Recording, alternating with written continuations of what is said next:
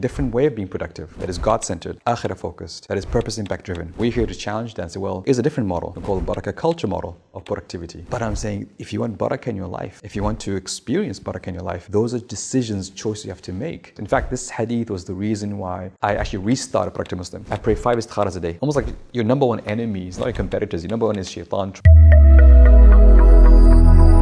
Assalamu alaikum everyone, welcome back to the channel. With me we have a very special guest in store for you today. Mohammed Faris is an author, he's a coach and he's a speaker. He's written no less than 2 best-selling books, The Productive Muslim, Where Faith Meets Productivity, and latterly, The Barakah Effect. Mohammed, it's an absolute pleasure to have you here.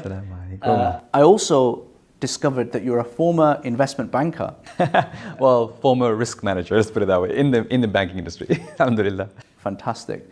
Mohammed, we're going to talk all about how we as Muslims, potentially working in the professional sphere, can be a lot more productive and deal with some of the big issues that we have when it comes to our productivity, whether that's calendars or sleep cycles, or even just finding the motivation to be able to get up on a Monday and get on with our day job.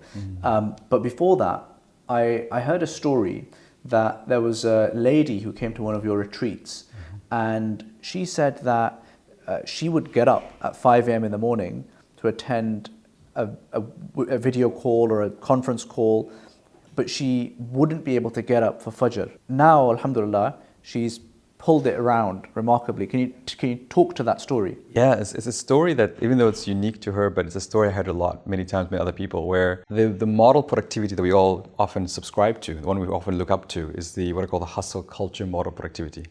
The idea that work is the purpose of our lives, and we center our lives on work, and therefore we manage our productivity to serve work. And when we consume that hustle culture environment and hustle culture mode of productivity, it becomes very easy to wake up 5 in the morning to attend a conference call, to catch a flight.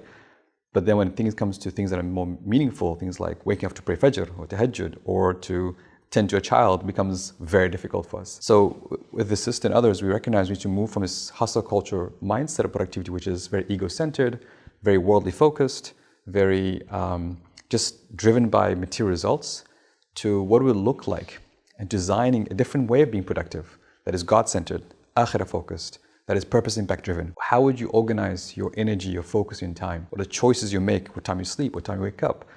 How you eat? How you exercise? How are you going to organize your day to align with this sort of God-centered method of productivity? And mashallah, sister's done really well. She's actually one of our trainers now and has transformed her life based on this journey. So I think it's something that I guess many professionals can relate to, where all of us grew up with this narrative that to be successful, we got to subscribe to the hustle culture model productivity, and we're here to challenge that and say, well, there is a different model. We call it the Barakah culture model of productivity. It is more meaningful, more purposeful. It's not lazy. It's not like people, oh, Barakah, chill out, Kool-Aid, right?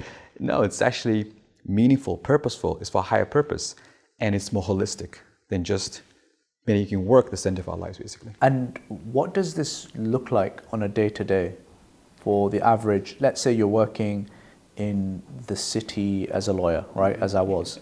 How does that manifest? So the key thing is to really recognize, okay, how do I manage or make choices with my energy, my focus, and my time across my different roles, right? So my role as a father, my role as a husband, my role as a mother, as a daughter, my role as an employee, as an employer, as a business owner, my role as a abd of Allah subhanahu wa ta'ala. What are those choices I have to make? So every single day you sit down, okay, I need to make some choices. For example, when do I sleep? When do I wake up? What do I eat? Do I take a nap or not? Exercise, prayer times. How do I schedule my life around salah versus schedule my salah around my life? It's almost like being really conscious on living this God-centered life while engaging in this world. It's like this, it's almost 2-level way of thinking. You are in one way, you're conscious of your role as a abd of Allah subhanahu wa ta'ala in this world, and you're going through life making choices with your productivity to, as best as you can, given the circumstances, to make the best of those choices. At the same time, you're engaged, you're being productive, you're doing meaningful work, you're being a productive citizen, you're contributing, you're making impact. And I think it's 2-level of thinking sometimes. Some people think that's either too hard, or they think, oh, I'll do that later when I have more time. Right now, maybe I need to be productive, and therefore I can, skip prayers. I can just forget Fajr prayer. I can just, almost like subscribe again to the hustle culture in order to make it, in order to be successful at the expense of your soul. And one of the articles I wrote was Barakah culture versus hustle culture, how to win more days without losing your soul. And I think that was a message that many people found very powerful and they need to subscribe to, basically. What did you mean by that? The idea is that because a lot of people, professionals in general, we want to win, right? We want to be successful. No one here wants to sit down and just, kind of coast it. Everyone here are very driven, high performers. And that's why I love working with high performers. They are very driven. At the same time, they recognize something's off. They recognize if they continue at this rate, either they'll burn out or they'll reach the end of their career and feel a sense of regret. Regret about how they have not spent enough time in their ibadah, how they not spent enough time with their family, with those that matter, with their health. So the question is, why wait till you burn out or you get that? Why not make those choices today? And not make those choices as a health and well-being thing, right? As a trend, but make those choices as recognizing your purpose as a abd of Allah. Like if I'm here as a abd of Allah, if I'm a slave of Allah, what does my master want from me? And as I'm engaging in my professional work, how does he want me to make my decisions about what I eat, how I sleep, whether I nap or not, what time I pray, and just being in that mode of slavehood to Allah subhanahu wa ta'ala and being conscious of that role and then engaging in the world with that mindset, I think it's just so really powerful. Now, it might get you up to difficult situations, right? You have a very important meeting and it's salat time and it's winter, right? And Dhuhr, Asr and Maghrib are packed together. And you're like thinking, do I have enough time? But that's when the test comes in. That's when who are you slave to? And yes, you're gonna get up and you're gonna go pray and say, I'm sorry, I have to go and pray and come back. And people find that really difficult. And a lot of professionals, they struggle with that because, it's a social taboo, it feels uncomfortable, it's unprofessional. But I'm saying, if you want barakah in your life, if you want to experience barakah in your life, those are decisions, choices you have to make when you align your mindsets, your values, your behaviors to what Allah wants. And then because of that, not only will you get success in the akhirah, but success in this dunya, inshallah. And let's say that I accept all of that, I agree with that. There's a few barriers to me actually getting there. The first is the why, why should I do this? And then the second is practically, how can I start building this into my life in a way that actually sticks? Because I suspect that someone who goes on a retreat with you or even listens to a khutbah or something that you've done, there's this temporary boost and the next week they're absolutely on it, they're on fire. And then there's a bit of a tailing off effect. So yeah, I'd love to hear your thoughts on the why and also how to bed it in. The why is tough because the why is something that they need to come up for themselves, right? I always say to people, I cannot help you become productive. I cannot change your life unless you want to. People come, Hamid, your book helped me, or your book changed my life. Like, my book didn't change your life. You are ready. You want to change your life, and the book was just a guide, just the reference material to help you in that process. So I think it's just that creating the irada, the intention, the will to change. And that comes from introspection, from reflection, from just reflecting on where they're going with their life. The idea, if I drop dead today, what would that mean? And that comes to a lot of those youth sitting down thinking. Now, normally we found the why in two ways. One is something hits us, right? A health scare, a family situation that throws us off and realize, wait a second, the way I'm going is just not sustainable. Or you take the initiative, be proactive about it, and recognize, hey, the way I'm going actually will lead to these situations. So I'd rather make proactive decisions from now.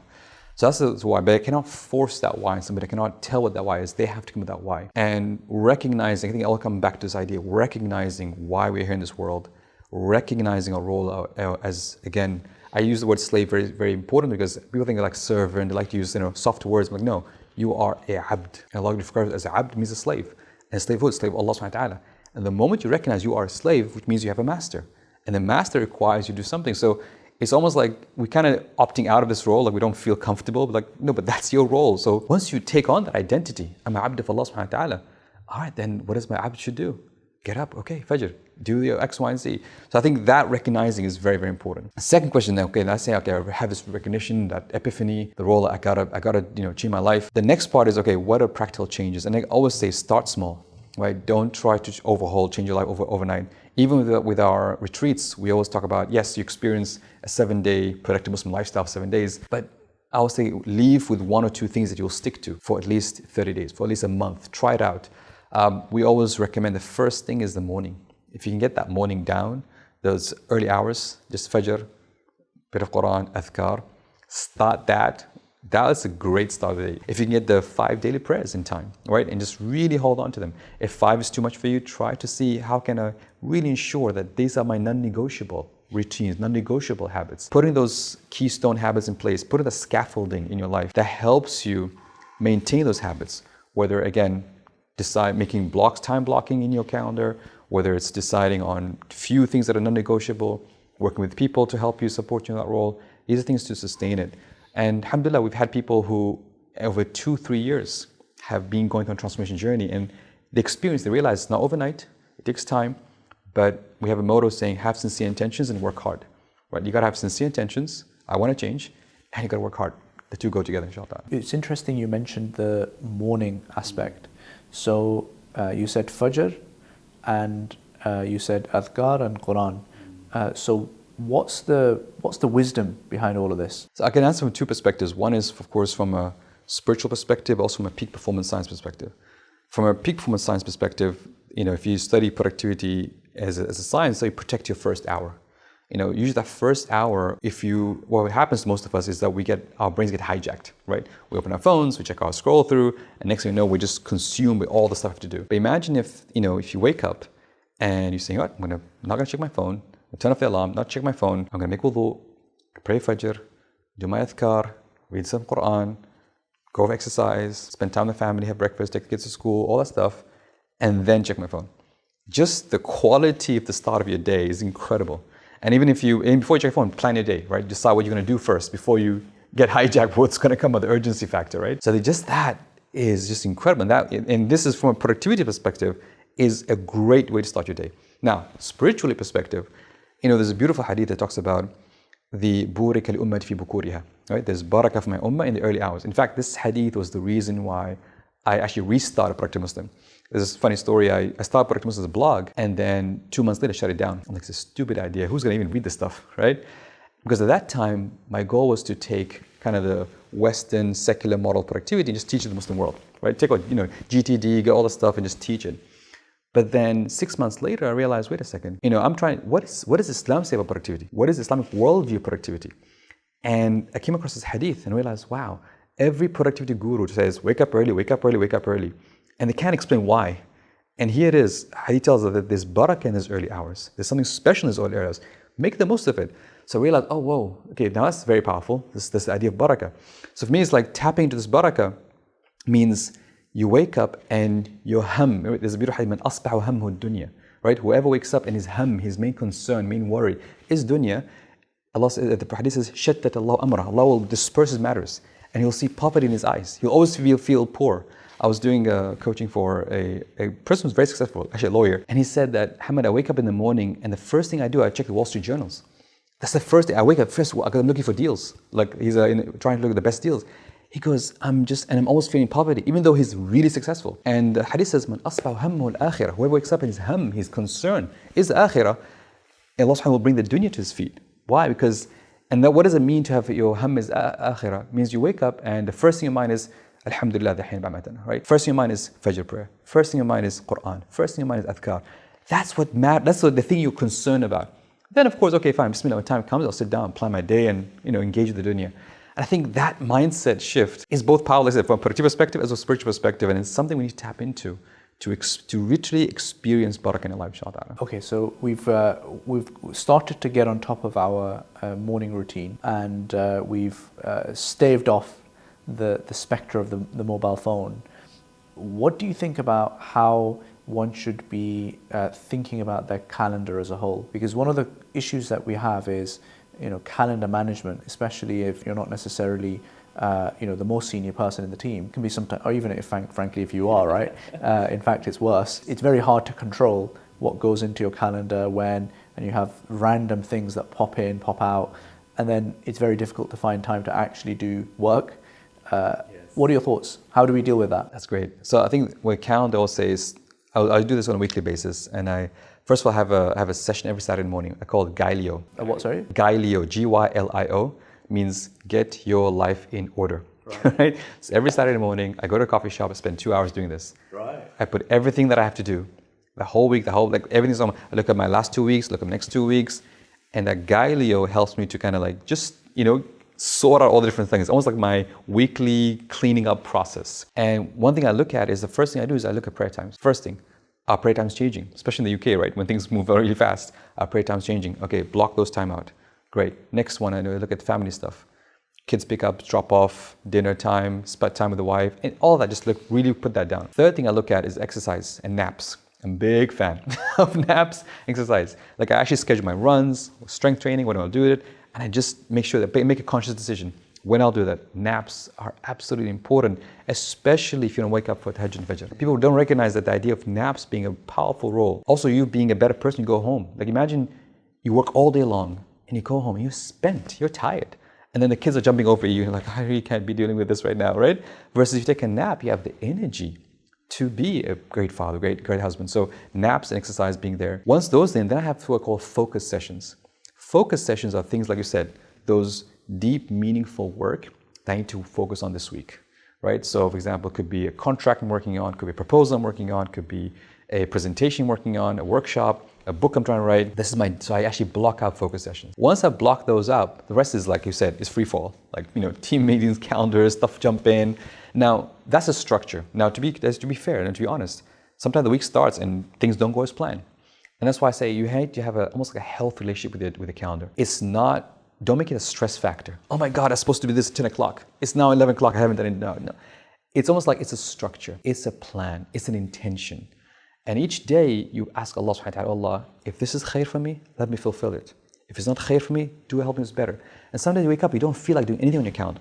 You just, I'm sure you wake up those days like, I just want to go cycling today.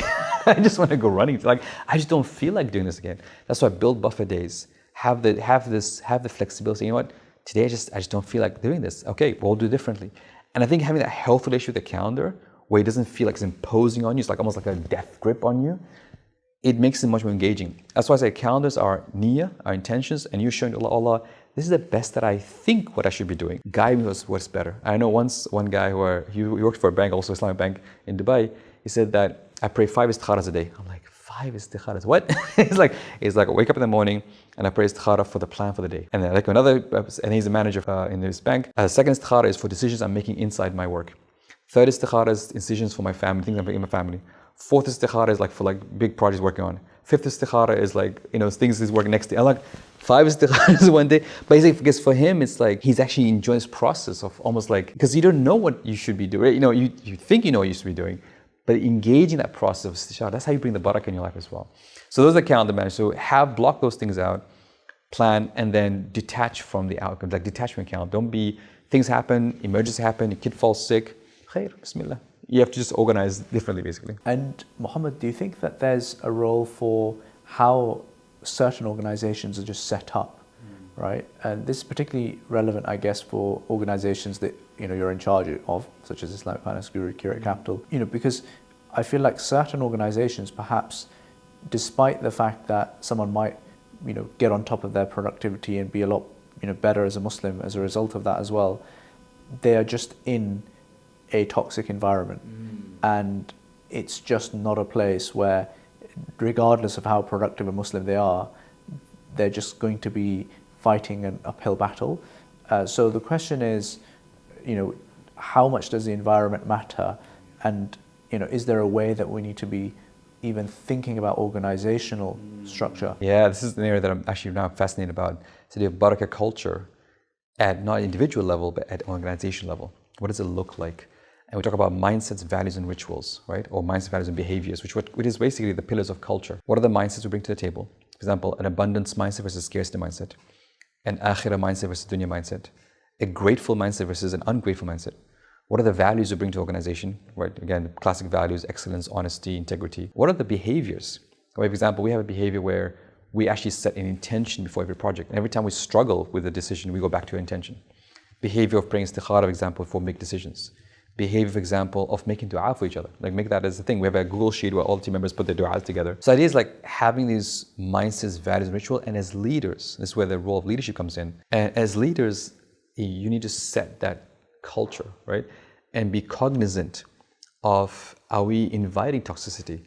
I have an article about how shaitan enters the workplace. And this idea of the role of shaitan, especially when you're doing meaningful work, and especially for organizations like yourselves and others where they're doing such meaningful, beautiful work for the ummah, almost like your number one enemy is not your competitors. Your number one is shaitan trying to cause, issues in the family, in the team members, trying to create toxicity. So you as a leader are always conscious of spiritual impact that you bring to the table. How can we elevate, upgrade, bring the Barakah culture, the mindsets, the values, the behaviors? And it could be small things. It could be small things, the way we act, the way we think, the way we speak, the way we type on Slack, the way we give emojis, right? What are those little things that really I might be conscious about, but actually make an impact? That's on the spiritual side, but also on the productivity side. As a leader, you are the chief energy officer, and you always be conscious of the team energy. Like, am I just going all out, all the time? Or am I conscious and helping, hey guys, next week take a break. We'll slow it a little bit so that you guys get a breather, but then we can come back full speed again. Like, being the chief energy officer and managing the energy, that's another role for the leader. So I think that where the two come together, managing this almost like spiritual energy as well as the physical energy of your team to help hopefully avoid the toxicity in the culture. And are there certain things that practically you've seen perhaps companies that you've worked with do that have been quite powerful? I mean, I guess you gave an example of sharing the du'as together. Are there other examples? Yeah, it could be simple things. I love always like the simple things actually matter. For example, having it where I always tell people before attending a meeting, make wudu. Come in a state of wudu. Because when you come in a state of wudu, you have less influence of shaitan, for example. In our company, we do a planning session. Our annual planning happens in Ramadan. Because in Ramadan is the best time. You're in a much better spiritual state, less influence of shaitan, and you're actually thinking, hopefully a high level, so to speak.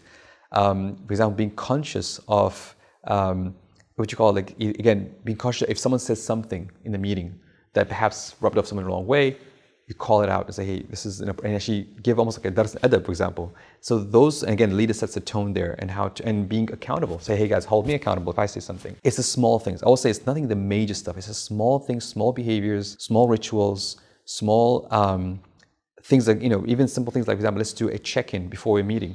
There's a company in South Africa where they did a Barakah check-in, where they look back in the previous week and say, what Barakah story have we experienced last week as a team? So it could be, hey, we had a customer said this, or we did this as a company, and that brought that Barakah culture alive. So they feel that Barakah is real, not some nice concept we kind of forget about, basically. So those are small, and every company can create. It's almost like Barakah charter, or how do we create that environment that we enjoy working with, that uplifts us spiritually. We spend 8 hours at least at work, and it's very sad that we kind of lose our spirituality during those 8 hours, only trying to recharge it when you go home or you go to masjid. Imagine the work itself becomes a place to elevate your spirituality. And that's the challenge, I think, with the workplace, especially in a faith-based environment. Mohammed, let's say we've now got to a stage where we're implementing this and we're moving forward. What about how we make it consistent, and what about the tracking aspect of it as well? Should there be this, I don't know, like a bit of a, should there be a scientific approach to this or not? That's a good question. I mean, that's, I guess, something that I'm still in the early stages of researching and trying developing. We are at this point coming up, this idea of Barakah culture in organizations, still new.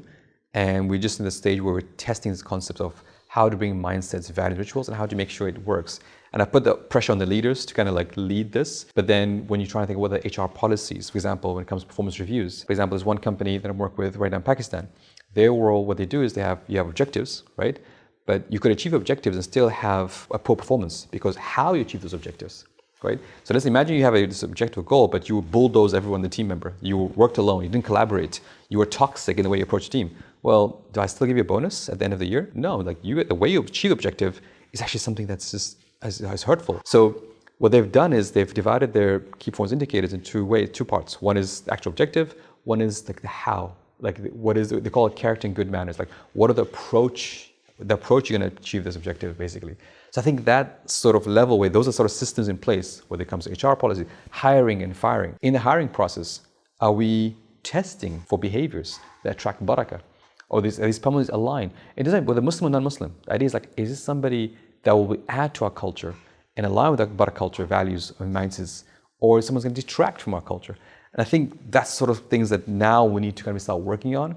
And again, I'm excited because there's a few people who actually work in this field of almost like organizational tazkiyah, right? Like how do you bring Islamic spirituality and tazkiyah at an organizational level, not just individual level, which I think is the next frontier for people in this field, inshallah. What do you mean by that? The whole insertion of tazkiyah into all of this? Yeah, so imagine there's a science for org development, right? Org consulting, org development, which is all about team culture, all about leadership, all about how do you create a healthy environment where people flourish and organizations achieve their highest potential. And they tend to be, again, very secular. There's no spirituality at all. And I'm wondering, again, because in organizations, in the end, are human beings. We're just a bunch of human beings in one compact organization.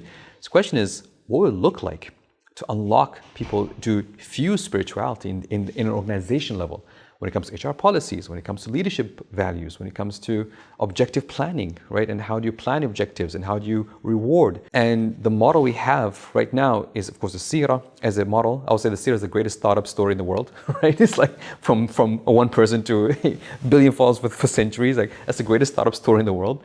And it's so many lessons but we haven't codified it. As Muslims, we've kind of imported what is professionalism, what is corporate citizenship, right? How does it look to run a corporation? We've imported those ideas. We haven't come up with our own worldview, our own way of running corporations with the mindsets, with the values. There's almost like an Asian side of doing business, right? If you go to China and Southeast Asia, there's an Asian side of doing business, there's an Indian side of doing business, there's an American way of doing business, there's a German way of doing business. What's the Muslim model of doing business? Have we actually codified that? Have we come up with a method, an approach, systems, policies? That's what I'm excited about now, because I feel like it just opens a whole new frontier of us, this idea of being fused spirituality. Because I feel, for me, my mission is to bring barakah into people's lives, whether individually or organizationally. And I think organizations can play a huge role in this field, especially organizations that are working in the, let's say, Islamic faith-based environment, whether it's charity, organize like yourselves. That's where it gets really fascinating for sure. Where do you think AI has a role to play in all of this? As we're talking about moving forward and progressing as a civilization, and now we've got the rise of AI, and it's almost like you've written books, and now AI has probably trained itself on those books. Yes. So where are we headed, and what's the role of knowledge in the world, and what's the role of productivity even in this world? Now, I was having this conversation last night with a few brothers, and I think the key thing is that AI will will create the need for spirituality, because that's the last frontier, right? If AI takes over the artificial intelligence, takes over the cognitive behaviors, right? It's very logical, can be great articles, but the ruh, the soul, that's the one corner, which I'm sure the artificial will not be able to take over. I think that part is very, very important. So which means people will be craving meaning. People will crave connection, will be craving purpose. So when I'm writing an article, I could ask AI to write an article for me, but I need to bring my own ruh into it.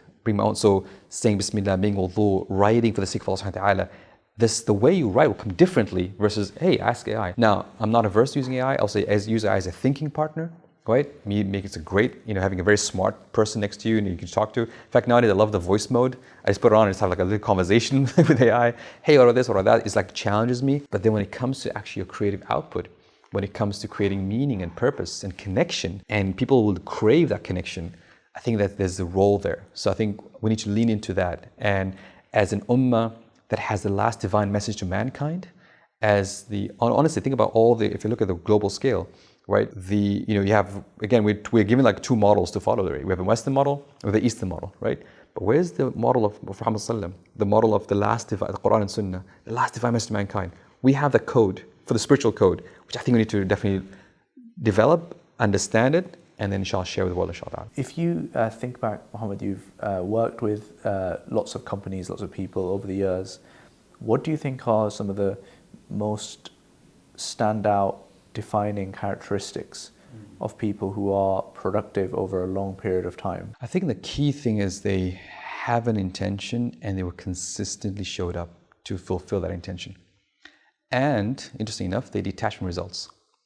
So they're not, I might say something controversial. I'm actually an anti-vision guy. Having a 5-year vision, 10-year vision, people think that's crazy because you're a productivity guy, you assume you have a 5-year plan and 10-year plan.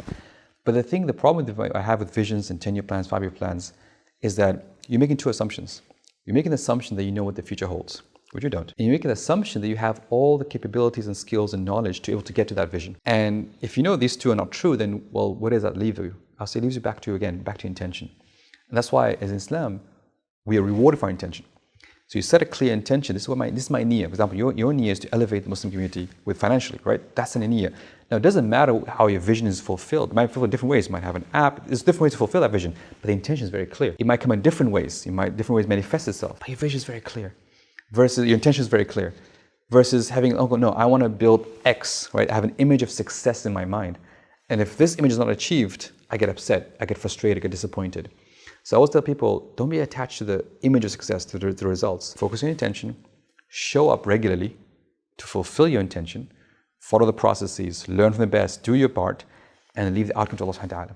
And I think from the people I've met, is that they were, and the way they go about their intention, again, with the right mindsets, right values and rituals, even if it at a cost. I've had, there's a guru that, tycoon that I was working with. And this guy goes, I had $1 billion deal that was stopped by his government because they asked for a bribe and he refused. And he goes, I was literally about to go bankrupt, but I said, I'm not going to pay a single damn penny. I'm not going to pay a bribe. 2 weeks before going bankrupt, they let the deal go through and he was able to make it. Making those decisions, right, even at a cost to you, but that's what I call Barakah culture, where you're willing, because you know who you're serving, you understand who you're serving, versus just saying, well, it doesn't matter, it's business, that's how things work here, and go on and so forth. So I feel like that's the model we need to aspire to, where we are successful, we are impactful, we are people who are spiritual, we are, someone mentioned, we're productive monks, right? You are monks in the sense like where you pray, but you're also productive, you're engaging, you're impactful. And I think that's a model, that's the prophetic model. The Ummah of Muhammad is not the ruhban, right? The Christian monks who sit in monasteries. It's not the people who just, completely engaged in dunya and forgot the akhirah, but it's actually people who are doing both, which is very powerful. So Mohammed, when you talk a lot about intent as a thing that drives you, how does one actually go about finding that intent? Perhaps, that's the thing they're struggling to actually, say, all right, this is actually the direction, right? Yeah. How do you do that? There's a hadith that always inspires me. It says, "I'malu fakullakum yasma khuliqa lah." Work, all of you will be made easy, what you've been created for, right? Some Allah gives you ease. There's a path. You find it easy. You do things someone else like, how do you do that? There's no way. For example, you in tech, I'm like, there's no way I could do tech startup. Like for me, tech, no way, right? But tell me, write a book, I'm happy to write a book. You might think, no way, writing a book, that takes so long. Every single person has their own, what they've been created for. Now, once you have that, once you know what you are kind of being created for, what is the skill, the experience you can build, it's like, how can I make that for service of Allah subhanahu wa ta'ala? And in the book, I talk about the idea of hierarchy of intentions. That sometimes we normally do things, there's different levels of doing things. Sometimes you do things just for financial worldly gain, level 1, right? There's nothing wrong with that. Doing halal income, financial worldly gain, that's great. But then sometimes think, well, I don't care about financial worldly gain, but I do things for reputation, fame. People should say, MashaAllah, you're doing this, right? But then sometimes you do things for the feel-good factor. Just because I don't care about what people say, I don't care about the money, I just do it because it feels good.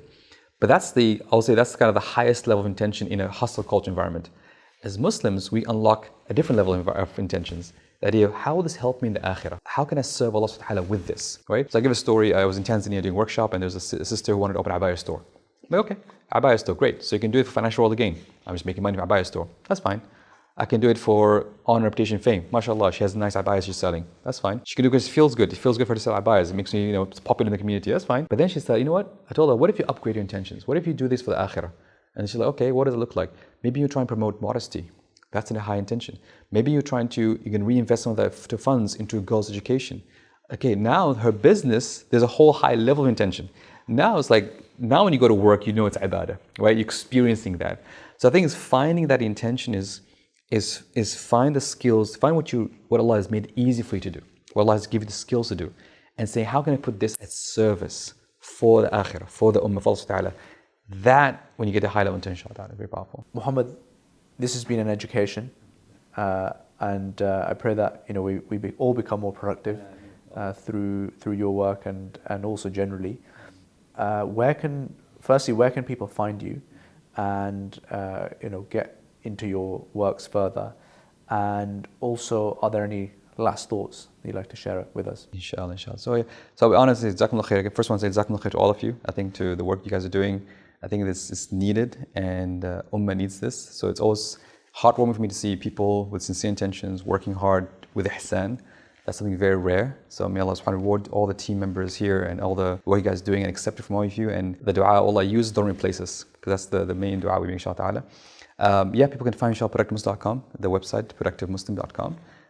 That's where we have a newsletter that goes out every Monday and Thursday where we share some thoughts, and you'll find all our programs, inshallah, there. And I guess the final thoughts is there's advice I was given a long time ago, which I feel I pass it on every time I meet people, and that is أحسن النية وعمل. Have sincere intentions and work hard. That's the formula of success. If every single member of the Ummah does this, inshallah ta'ala, our Ummah will be a much, much better level, inshallah ta'ala. Wallahu a'lam. Barakallah. Barakallah. Shukran. Thank you so much. Appreciate this.